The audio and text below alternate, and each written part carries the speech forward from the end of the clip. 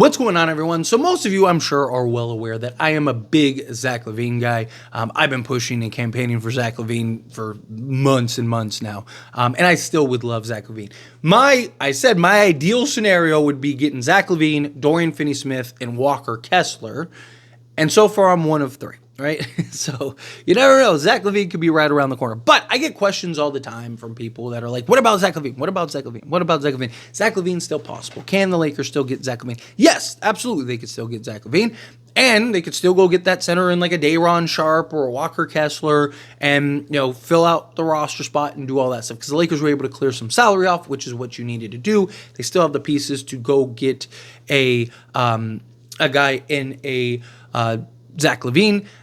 I would love to get like a Torrey Craig in the deal also, just to give you like that 3-and-D wing. Perfect world, could you get an IO? I would even give up a first if you could get IO in the deal. But you're talking with Zach Lavine and IO, talking like $50 million, right? Which makes things a little tougher. You can still get there, but it's tough.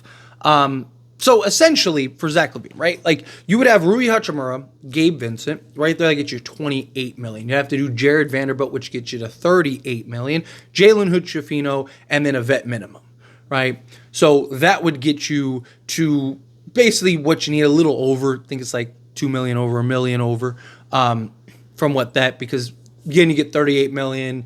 Jalen Hood-Schifino would get you to 41, almost $42 million, and then a Jackson Hayes would get you to, the 44 and some change. So, and Zach Lavine making the $3 million. If you wanted an IO, you probably would have to include an important piece that the Lakers probably don't want to get rid of. Right? You'd have to like give up like a Connect and a Christian Wood, or you'd have to give up a Max Christie, or, Lakers would have to trade Austin Reeves, which I don't see them trading Austin Reeves. Although if you get a Zach Lavine, I think there's an argument there, but Lakers aren't going to do that.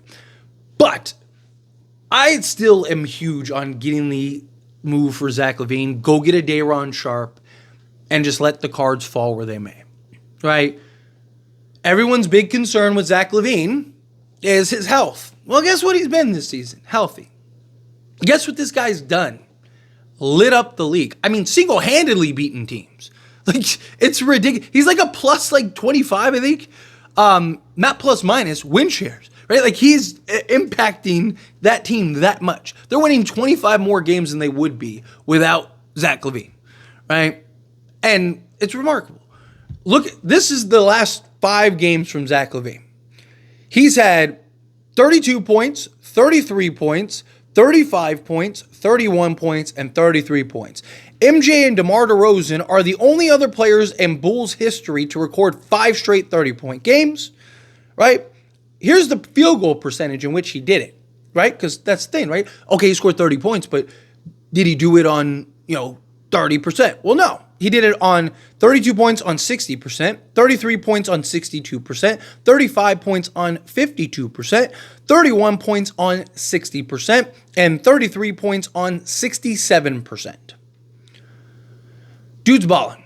Dude is absolutely lighting and tearing it up, and he would be everything. Could you imagine Zach Lavine in the Austin Reeves role? Even if they keep Austin Reeves and make him the sixth man or whatever, could you imagine him, Zach Lavine? Imagine Zach Lavine operating in the Austin Reeves role right now as just like the initiator, which he's been more than capable of doing this season, but as the initiator, and then on top of that, being the just offensive monster that he can be on a nightly basis would be huge. I know people worry about his contract. I'm not worried about his contract. The luxury that the Lakers have is, one, the salary cap increases, and this guy behind me could take whatever he needs to make it work, to go free up your mid-level exception or something like that. Like, you'd be fine. Right? Like, honestly, I would love to turn Austin Reeves into a point of attack guy, because I don't like the idea of Austin Reeves and Zach Lavine as your backcourt, right? Zach Lavine every year usually finishes at or around league average defensively, but again, that's at or around league average. He's not elite lockdown. He's not Jared Vanderbilt defensively. But he is a very good defensive player, or good, not great, again, good defensive player.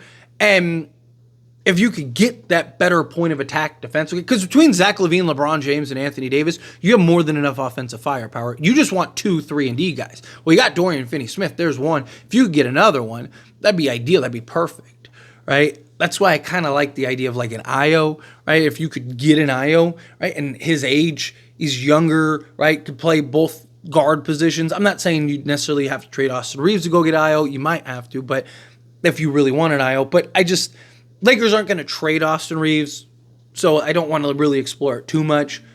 But I have my concerns with Reeves and Lavine because I just feel like there's, again, the redundancy, and Lavine's just the better overall player. Now, if he's willing to come off the bench, not Lavine, but Austin Reeves, then perfect. Keep Austin Reeves, right? Because then you could slot Max Christie. So you could go Zach Lavine, Max Christie with a Dorian Finney-Smith, LeBron James, and Anthony Davis. I love that. You got your 2, 3, and D wings. Zach Lavine's a better defense player than Austin Reeves. You upgrade offensively, offensively. You also upgrade defensively. You're much more athletic, much more versatile out there, and good luck, everybody else, at that point, right? If Austin Reeves is willing to buy into that, maybe you would, maybe you wouldn't. I don't know, but the big concern, and he's on the right side of 30, by the way, I should mention that too. But the big concern everyone has is his contract and his injury history, right? Well, again, if you Google his injury history, he's not that injury prone. So last year, he played 25 games, but he was supposed to finish the season until the Detroit Piston rumors came. And then when the Detroit Piston rumors came, he was like, I'm not going to Detroit, you're crazy. And then said he had to have surgery. And even Chicago was like, wait, you need to have surgery? Like, what are we talking about here, right? But this season, or here, let's look at the last few seasons, right? Because for those that are like, he's injury prone. Okay, again, last year I just told you Detroit stepped in and he was like, nah, ain't happening. Here's the previous years. We'll do the last 5 after that. 77 games, 67 games, 58 games, 60 games, 63 games. Guys giving you 65 to 70 games a season. That's league average is 65. Why? That's why they made the threshold for stars 65. If you want the accolades and stuff, 65 games. He's playing that, right? So, again, as long as he's playing that, you're fine. This season, he's played 33 games. He's averaging almost 34 minutes per game. He is averaging 16.6 attempts from the floor, shooting 51.8% from the field.